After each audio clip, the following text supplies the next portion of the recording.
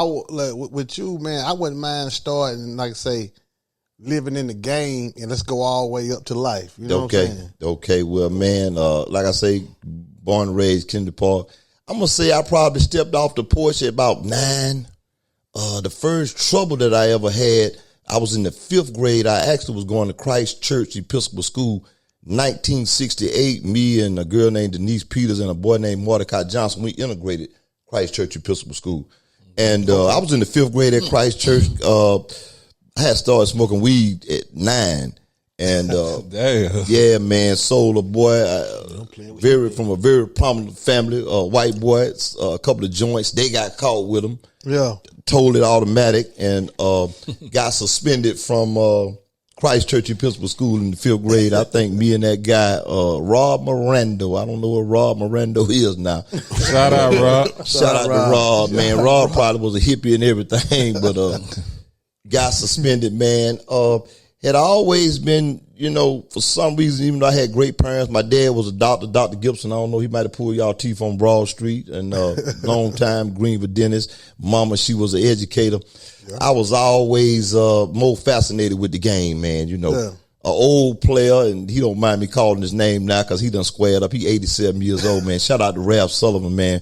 Big Ralph. Shout out to Ralph Sullivan, man. He just like an uncle, godfather to me. You know what I'm saying? He stayed right up the street from me. So even though my dad always had nice Cadillacs, Ralph always had flyer Cadillacs. He had the diamond in the back and the sunroof top. You know what I'm saying?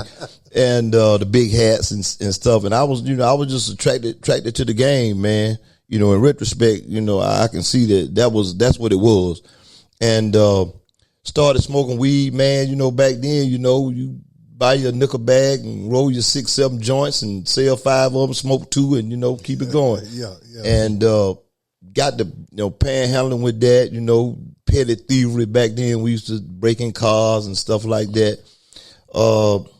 Just kept getting in trouble, man, and kept progressing in the game. By the time I was 13, I had what they called DJJ. Now back then it was DYS. Went to Lil R&E.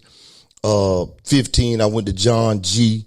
John G, man, for me really wasn't nothing but school. You know what I'm saying? Okay. Criminality. That's all it was, And in retrospect, I can look back and say when I got out of John G at the age of 16, man, I was dedicated to the game. I didn't want to be nothing but a player. You know what I'm saying? Yeah, man. You know what I'm saying? I didn't want to be nothing but a player because you down there with them old boys out of Charleston, Columbia, and and they popping, and you know what I'm saying? And I want to be something too. Yeah.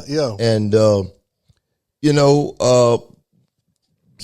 by this time cocaine was it was coming a little more present in the community, because before that cocaine was like rich folk, white folk stuff. You know what I mean? We didn't. Right. I had never seen no cocaine till I was like 16 years old, and back then, man, White House Road was on fire. JJJ, Stowe, all that whole area right there. You know what I'm saying? Was on fire, and so like a lot of cats from my era, man. We got the dipping and dabbing, we get us an old 30 piece of coke and put a one on it, you know what I'm saying? And take us a 1-on-1 and try to sell the rest and keep it going. But what we didn't know was that we was addicts. We didn't know that we was developing into addiction because it was player shit, people like Ralph and, that crew, and William Workman, Larry Workman. These just old dudes out of my community, man, that was real players back then, You were just trying to emulate.